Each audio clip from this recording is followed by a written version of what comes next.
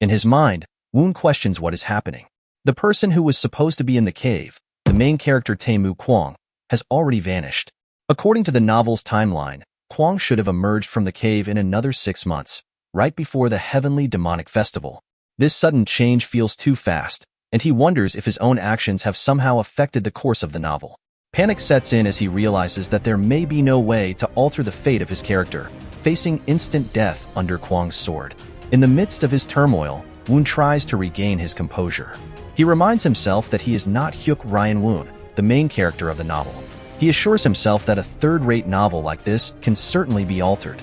In a vast field, 2 men desperately flee from the relentless pursuit of Kwang. Confused and frightened, they question why he continues to chase them.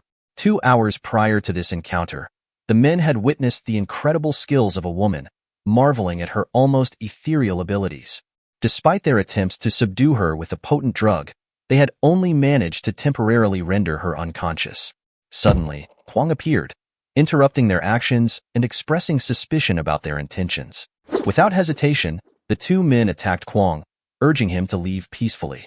Kwang, unimpressed by their weak attempts, drew his sword and swiftly cut through half of their weapons. The men, trembling in awe, wondered how such a young person could possess such immense strength. Kwang questioned them, demanding the antidote they possessed. The men exchanged anxious glances and, as a last resort, threw a smoke bomb to obscure their escape. They fled from Kwang, their bodies fatigued from the chase. Returning to the present, Kwang continues his pursuit of the men. Exhausted and drained, they plead for mercy, but Kwang swiftly unsheathes his sword, swiftly ending their escape.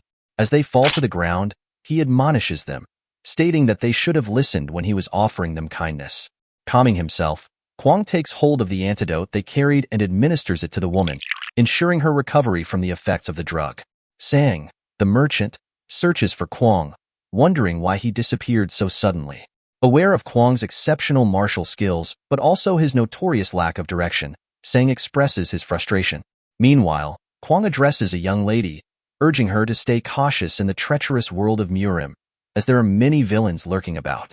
Grateful for his concern, she acknowledges her indebtedness to him. Curiosity piqued, Sang asks the young lady if she happens to be the heavenly moon goddess. Kwang, taken aback by the mention of the heavenly demon goddess, seeks clarification from Sang. In response, Sang mentions their previous conversation about someone teaching the villains of Jianghu a lesson.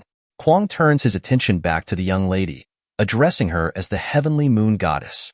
However, she humbly dismisses it as an exaggeration, apologizing for any confusion. As she attempts to make a quick escape, Kwang blocks her path. He suggests they take the opportunity to get to know each other better, introducing himself as Taemu Kwang. In turn, she introduces herself as Seal Soo-yeon. In this moment, the male protagonist, Kwang, and the female protagonist, Soo-yeon, from the novel, The Way of a Hero, meet under the serene glow of the full moon. They exchange meaningful glances, and Kwang proposes the idea of sharing a meal together, considering their encounter to be a twist of fate. Soo-yeon agrees, and the story continues to unfold as their paths intertwine and their bond deepens. The Dark Lion Unit, a dedicated troop, embarks on a mission to eliminate the remnants of the Red Scorpion group in the western area. Sien takes charge and instructs the others to inform the unit leader that he will ensure the complete eradication of the enemy before returning. They ride their horses, swiftly heading towards their target.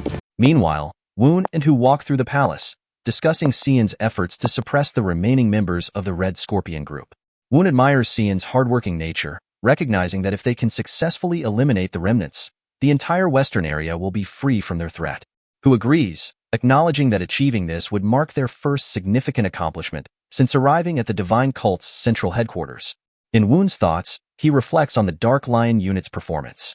Initially uncertain about the capabilities of the Murim Special Forces, he is pleasantly surprised by their exceptional performance. Their dedication and skill have surpassed his expectations, and Woon realizes that thanks to them, his own chances of survival in this perilous world have slightly increased. As the man from the main palace arrives, he announces the arrival of a letter from the cult leader for Unit Leader Woon. Respectfully, Woon receives the letter, expressing his gratitude. In his mind, he reflects on the exhaustion he already feels, wondering why he has received yet another task. He opens the letter, and as he reads its contents, shock and tremors overcome him. Thoughts race through his mind, questioning why he has been summoned to the palace so suddenly. Could it be that the cult leader has noticed something? He realizes the importance of hiding the fact that he has been possessed, as everything could fall apart if it is discovered. Knowing that a year after the Heavenly Demonic Festival, the demonic cult will go to war with the Murim Alliance, Woon becomes determined to find a way to return home before that time arrives. He grabs a manual, a secret weapon survival plan, and begins to study it meticulously. With the goal of finding a better way to return to his own world, he strategizes and prepares for the challenges that lie ahead. Time is of the essence, and he is determined to find a solution that will allow him to return home before his fate is sealed. In the Grand Main Palace, Moon, the esteemed and powerful leader of the divine cult, sat upon the magnificent throne. Before him were his children Jiam, Jin, Wool, and Woon, known as the first, second, third, and fourth young masters.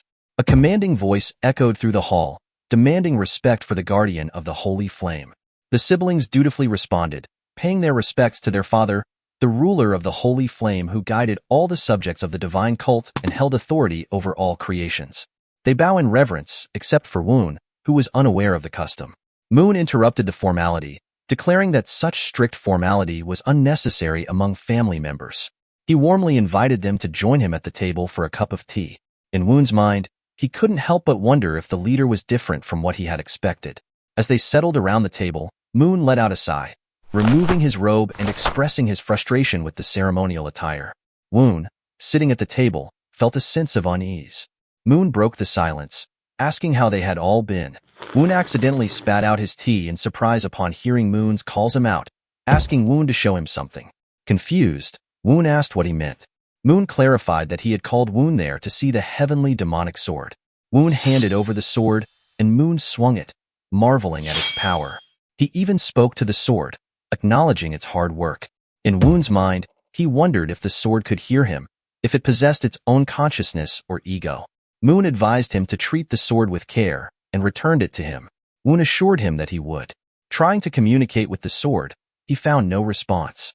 Jin then showed his bracelet to their father, requesting Moon to take a look at it. Moon acknowledged the bracelet's existence and asked for it to be handed over. However, the bracelet didn't work for Moon either. He speculated that only Jin could activate it, suggesting that it recognized its owner. He returned the bracelet to Jin, who confirmed that he had also tried getting someone else to activate it, but to no avail. Will let out a sigh and urged Moon to reveal the reason for summoning them all together. Moon cleared his throat and explained that the Heavenly Demonic Festival was approaching. Furthermore, the descendant of the Heavenly Demon had appeared this time.